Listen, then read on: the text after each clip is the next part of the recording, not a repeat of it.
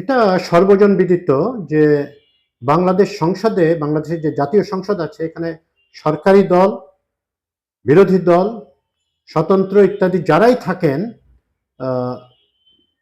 সকল সংসদ সদস্য একমত হতে পারেন না। খুব ইম্পর্টেন্ট ইস্যুতেও তাদেরকে একমত হতে দেখা যায় না। সরকারি দল একটা কথা বললে বিরোধী দলে তার বিপরীতে একটা কথা বলতেই হবে। আমরা যা দেখে এসছি আর কি, অ্যান্ড ভাইস ভার্সা। বিরোধী দল কথা বললে সরকারি দল সেটাকে গুরুত্ব দেয় না। একটি বিষয়ে তাদের আবার সবকিছুতে একদম একমত পোষণ করেন, একটি ইস্যুতে, মানে নিজেদের সুবিধা। সংসদ সদস্যরা নিজেরা যেখানে সুবিধা পেতে পাওয়ার সম্ভাবনা আছে এরকম ইস্যুগুলোতে, এরকম কোনো প্রস্তাব, বিল ইত্যাদিতে তারা সবসময় একমত। এখানে অ্যাক্রস বোর্ড সরকারি বিরোধী দল তখন আর কোনো ভাগাভাগি থাকে না, তাদের কোনো আপত্তি থাকে না। সেটা হচ্ছে যেমনটি বললাম, সুবিধা পাওয়ার ক্ষেত্রে ডিউটি ফ্রি গাড়ি। সবাই এখানে কমিউনিস্ট যারা যারা সবসময় মেহনতি মানুষের কথা, এখন তো আর কমিউনিস্টরা সংসদে আসে না, তো বা আনলেও জোর করে আনতো হাসিনার আমলে, কিন্তু এই চরম বামপন্থী লোক সেও ডিউটি ফ্রি গাড়ি, প্লট গাড়িটার দিকে আবার বেশি নজর, এখানে অনেক খেলাও হয়। তো এই ব্যাপারে তাদের আপত্তি নেই। আবার একদম চরম ডানপন্থী লোক, যিনি একেবারে ধার্মিক এবং উনি সবকিছুই তার ধর্মীয় বিধিবিধান অনুযায়ী তার জীবন পরিচালিত হয়, উনি বলেন উনিও এইসব লোকটা সামলাতে পারেন না। এই সংসদ সদস্য সবাই মোটামুটি, হ্যাঁ, আমার একটা ডিউটি ফ্রি গাড়ি লাগবে, মানে এমপি হওয়ার একটা বড়, মানে তাদের বেতন ভাতা যাই থাকে এর থেকে অ্যাডিশনাল বেনিফিটটাই হচ্ছে যে আমরা বরাদ্দ টরাদ্দ ইত্যাদি তো আছেই, ওগুলোতেও একেবারে না, হ্যাঁ, ক্লিন না, কেউ মোটেও ক্লিন না। তো সেখানে ডিউটি ফ্রি গাড়ি, প্লট বরাদ্দ এই জন্য আবেদন করেন।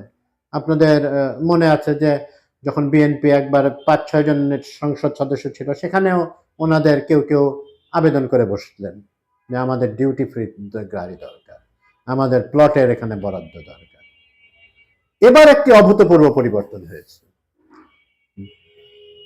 প্রধান বিরোধী দল জামায়াতে ইসলামী এবং যারা সরকার গঠন করলেন সেই জাতীয়তাবাদী দল বিএনপি, ওনারা ঠিক করলেন যে তাদের কোনো সংসদ সদস্য এই ডিউটি ফ্রি গাড়ি ও প্লট বরাদ্দের সুবিধা নেবেন না। সাংবাদিকরা বাই ডেফিনেশন অনেকটা সিনিক্যাল হয়ে থাকেন, কিন্তু তারপরেও আমি বলবো যে এটা খুবই ভালো একটা একটা একটা সুবাতাসের আমাদেরকে পরশ বলিয়ে দিল যেন এই ধরনের একটা সিদ্ধান্ত, এবং আমরা আশা করব যে ওনারা এই সিদ্ধান্তে অনড় থাকবেন। এদিকে আবার ওই ইসলামিক আন্দোলন, ওই তালের হাত পাখা, যে ওনারা কিছু বলে নাই, আর স্বতন্ত্ররা এখনো বলার সুযোগ পায় নাই, কিন্তু দেশের যে যারা সরকার চালাবেন এবং যারা আবার ছায়া সরকার গঠন করবেন বলছেন, সেরকম জামায়াতে ইসলামী তারা সব জোটের সবাই বলে না, কিন্তু জামায়াতে ইসলামী এটা বলেছে যে আমরা এ করবো না। এনসিপিও বলবে বলেই আমি ধারণা করি যে এইসব ডিউটি ফ্রি গাড়ি টাড়ি ইত্যাদি। তো এই একটা অপসংস্কৃতি যে রাজনীতিতে ছিল তার থেকে বেরিয়ে আসা জন্য, কারণ এমপিরা ল মেকার এবং জনগণের সেবক, তারা তারা যদি এই জনগণের থেকে একটা এক্সট্রা প্রিভিলেজ পেয়ে একটা আলাদা ক্লাস হিসেবে দাঁড়ায় যান, এটা তো মেনে নেওয়া কঠিন। আমরা ৯১ সালে আমি নিজের চোখেও দেখেছি যে অনেক এমপিকে রিক্সা করে সংসদ ভবনে যেতে, অধিবেশন অ্যাটেন্ড করার জন্য রিক্সায় তাদের বাহন ছিল। এটা এখন তো অকল্পনীয় ব্যাপার। এখন একেবারে যে লেফটিস্ট যে উনি এমপি টেমপি হওয়ার সম্ভাবনা আছে এরকম লোক পাজেরো বা এসইউভি ছাড়া চড়েন না, বা খুবই দামি গাড়িতে তারা চলাফেরা করেন। তো এখান থেকে যে বেরিয়ে আসতে পারছেন, বা এরকম একটা বেরিয়ে আসার যে একটা ইঙ্গিত পাওয়া গেল, সেটাকে স্বাগতম জানাই বা জানানো উচিত।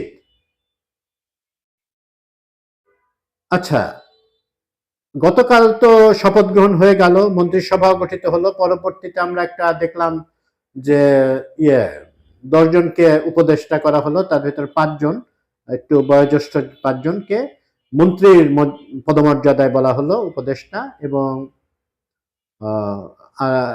তুলনামূলকভাবে কম বয়স্ক 5 জনকে করা হলো প্রতিমন্ত্রীর ইয়েতে উপদেষ্টা। কাদের উপদেশ দেবেন তারা? বিএনপির চেয়ারম্যান তারেক রহমান, যিনি এখন প্রধানমন্ত্রী তারেক রহমানের উপদেষ্টা। তো এগুলো এখন তাদের কতটা এক্সিকিউটিভ পাওয়ার থাকবে, থাকার কথা না। এটা অনেকটা আমার কাছে সান্ত্বনা পুরস্কার হিসেবে মনে হয়েছে। বিএনপিকে তারা সার্ভ করেছেন, এই জন্য বিএনপি তাদেরকে এক ধরনের, যেহেতু তাদেরকে মন্ত্রিসভায় তাদের অনেকে, বিশেষ করে যারা মন্ত্রীর পদমর্যাদায় উপদেষ্টা হলেন, ওনারা বেশ আশায় বুক বেঁধেছিলেন যে ওনারা মন্ত্রী হতে যাচ্ছেন। কিন্তু তারেক রহমান তার উইজডম অনুযায়ী, বা তার যে দলের নীতি নির্ধারকরা, তারা ঠিক করেছেন এনারা পাবেন না। এনার ভিতরে বহুল আলোচিত সমালোচিত মির্জা আব্বাস, রুহুল কবির রিজভী, উনি অবশ্য যে দলের জন্য অত্যন্ত, রিজভী সাহেবের কথা বলছি, অত্যন্ত অনেক অবদান রেখেছেন, ওনারা সবাই রেখেছেন। তো এদেরকে একটা এই পদটা দিয়ে, যেহেতু মন্ত্রী বানাতে পারলেন না বা মন্ত্রী হওয়ার জায়গা আর নাই, তো ওনাদেরকে হয়তো ভবিষ্যতে থাকলেও থাকতে পারে, তাদেরকে উপদেষ্টা করা হয়েছে। তো আবার কেউ কিছু করেন নাই। যদি আপার হাউস হয়, মানে এখানে একটা যদি হয়তো, মানে আপার হাউসে তারা তাদেরকে নেবেন যারা এনারাও মন্ত্রী হওয়ার দাবিদার ছিলেন। একজন নাম বলা যাচ্ছে না, উনি আমাদেরকে বলেছিলেন, আমাকে ব্যক্তিগতভাবে বলেছিলেন যে কোন মন্ত্রণালয় উনি নেবেন এটা নিয়ে ওনার চিন্তা ছিল। হ্যাঁ, আমাদের ঢাকা বিভাগেরই একজন ছাত্র নেতা, আপনারা অনেকে আন্দাজ করে নিতে পারবেন তার কথা, ঢাকা বিশ্ববিদ্যালয়ের ছাত্র নেতা। উনি এরকম বলেছেন, কিন্তু উনি শেষ পর্যন্ত তেমন কিছু পান নাই। হয়তো আপার হাউসে তাদের কোনো একটা দেওয়া হবে। ভবিষ্যতে রাষ্ট্রপতিও বিভিন্ন নাম শোনা যাচ্ছে।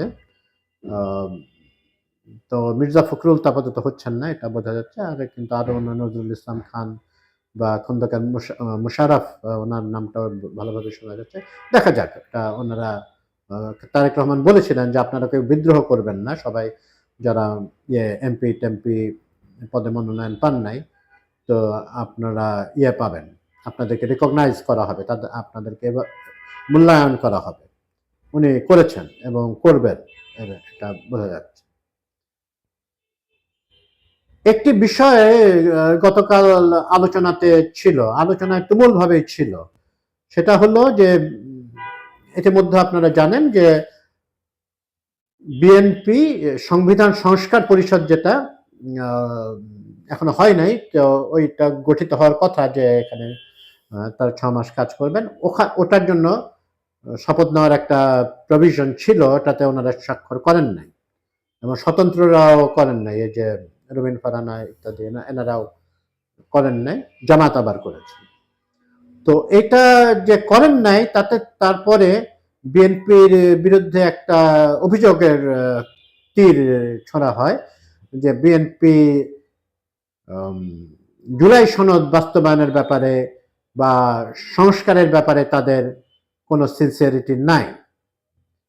বিএনপি তার ব্যাখ্যা দেওয়ার প্রয়োজন মনে করেছে এবং ব্যাখ্যা দিয়েছেন, এবং ব্যাখ্যাটা গ্রহণযোগ্য মনে হচ্ছে আপাত দৃষ্টিতে। তার আগে আমাদের মনে রাখতে হবে, বিএনপি কিন্তু কোনো বিপ্লবী দল না, তারা অর্থোডক্স যে রাজনীতি, প্রচলিত ধারার রাজনীতি, এটাই করেন। এবং ওনারা, আপনারা জানেন যে যখন শাহাবুদ্দিন চুপ্পুকে অপসারণের দাবি উঠেছিল, তখন বিএনপি একটা অবস্থান নিয়েছিল যে সাংবিধানিক ধারাবাহিকতা নষ্ট হয় এমন কোনো কাজে বিএনপি সাড়া দেবে না বা সায় দেবে না। তো কিন্তু বিএনপি খুব পরিষ্কার করে দিয়েছে যে ওনারা কেন যান নাই। ওনারা বলেছেন যে এই যে, যেরকম বললাম, যে ওনারা সংবিধান সম্মত হবেন। ওনারা একটা কথা বলেছেন যে ইসির কোনো অধিকারই নাই এই ধরনের মানে এই ধরনের পরিষদ, যেটার অস্তিত্ব এখনো নাই, বাংলাদেশ দেখে নাই কখনো, সেখানে শপথ পাঠ করানোর।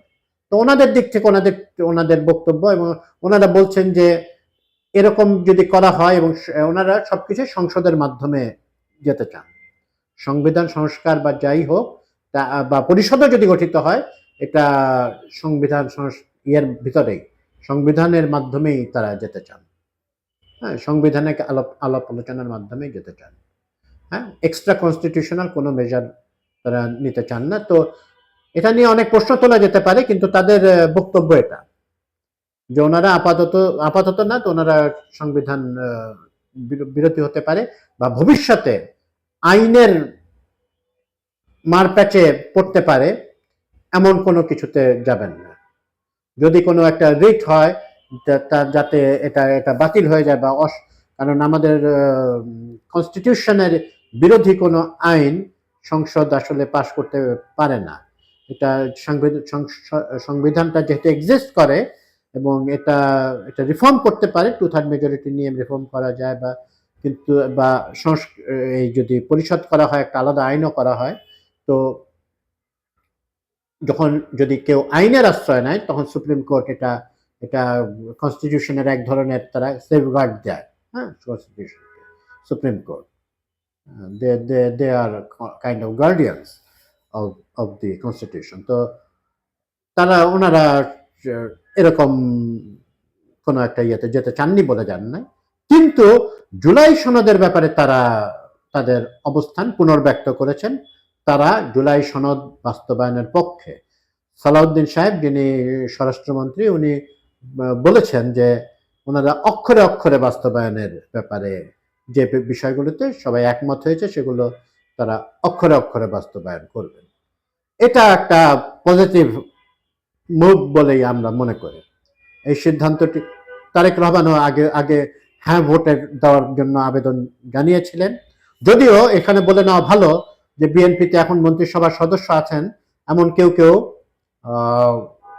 গণভোটকে একটু তাচ্ছিল্য করে কথাবার্তা বলেছে, কিন্তু দলীয় অবস্থান যেহেতু তারেক রহমান বলে দিয়েছেন হ্যাঁ ভোটের পক্ষে বলার জন্য, তারপরে আর এ বিষয়ে বিএনপির কেউ কি ভিতরে ভিতরে কেউ হয়তো না ভোটের কার্যকলাপ চালিয়েছেন, না হলে পুরো চিটাগংয়ে এরকম হতো না যে না ভোটের পক্ষে ভোট বেশি পড়েছে। এটা ট্রুথ। কিন্তু হ্যাঁ ভোট 70% মানুষ জনরায়ের প্রতিফলন হয়েছে হ্যাঁ ভোটের পক্ষে।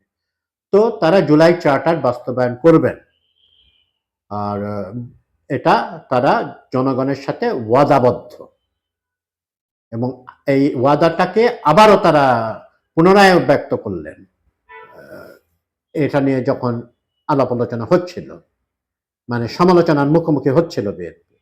ওনারা খুব পরিষ্কার করে দিলেন তাদের অবস্থান।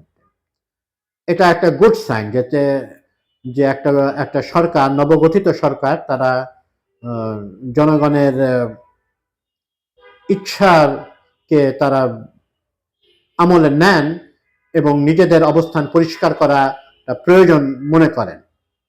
এটা কোনো ফ্যাসিস্টদের মতো আচরণ ওনারা করেন না, আমার ইচ্ছা হয়েছে আমি এটা করেছি, বা এটা এরকম কোনো প্রয়োজনই বোধ করেন না যে জনগণের সাথে ফ্যাসিস্টরা করেন না, যারা হ্যাঁ ফ্যাসিবাদী বা একনায়কতান্ত্রিক যেসব শাসন আমরা দেখেছি, তখন এগুলো আমরা দেখি নাই। বা ইভেন গণতান্ত্রিক যখন ক্ষমতায় থাকে, তারা এরকম নিজেদের অবস্থানটা বারবার পরিষ্কার করার প্রয়োজন বোধ করেন না। জামায়াত অবশ্য সবসময় তারা নির্বাচন চলাকালীন সবসময় তারা সংস্কারের পক্ষে কথাবার্তা বলেছে। এনসিপির কথা তো বলাই বাহুল্য, ওনাদের দলটার কি রেজন দিয়েট্র হচ্ছে সংস্কার, তো সংস্কারের পক্ষের দল, এবং তারা এই সংবিধান সংস্কার যে কমিশন, এটার পক্ষে তাদের অবস্থান, পরিষদ যেটা, এটার পক্ষে তাদের অবস্থান, এবং তারা এটার জন্য ওথও নিয়েছেন। তো বিএনপি যে এটা করবেন না, সংবিধান সংস্কার পরিষদের সদস্য হবেন না, এটা বলেন না। তারা বলেছেন সংবিধান এগুলা সংস্কার পরিষদের সদস্য হতে গেলে আগে পার্লামেন্টে তাদের যেতে হবে, এবং তারা পার্লামেন্টে যাওয়ার জন্য ম্যান্ডেট পেয়েছেন, সংবিধান সংস্কার পরিষদের ম্যান্ডেট পান নাই, তারপরে তারা বিবেচনা করবে। এবং জুলাই চার্টারে যা যা লিখিত যা যা বিষয় এগ্রিড হয়েছে তারা রাজনৈতিক দলগুলো ঐক্যমত্য হয়েছে সেগুলো তারা বাস্তবায়ন করবে এবং ফিউচারে কি দেখা যায় এটা খুব কয়েক মাসের ভিতরে আমরা একটা পরিষ্কার চিত্র এখানে দেখতে পারবো সংবিধান কি কি সংস্কার আসবে বা জুলাই চার্টারটা কিভাবে বাস্তবায়িত হবে কারণ জুলাই চার্টার বাস্তবায়নটা আপনার এই 1400 জন যারা নিহত হয়েছেন একটা স্বৈরাচারী সরকারের হাতে তাদের তাদের রক্তের প্রতি আমাদের একটা ঋণ তারা রেখে গেছেন তো এইটা এই জুলাই চার্টারটা সেই বাস্তবায়নটা সেই ঋণ তো পরিশোধ তো কখনোই হয় না শহীদদের ঋণ কি আর পরিশোধ হয় কিন্তু একটা তাদের প্রতি একটা রিকগনিশন না এটা যদি না হয় তাহলে তো তাহলে তাহলে কেউ কেউ বলছেন যে পুরো নির্বাচনটাই তো তাহলে আর থাকে না হ্যাঁ শেখ হাসিনাই তো বৈধ প্রধানমন্ত্রী থেকে যায় তো আমি মনে করি যে সবারই শুভবুদ্ধির উদয় হবে এবং আমরা একটা ভাইব্রান্ট পার্লামেন্টের মাধ্যমে আমরা দেখব যে এবং ভাইব্রান্ট পার্লামেন্টও দেখব এবং জুলাই সনদের বাস্তবায়নটাও দেখব ধন্যবাদ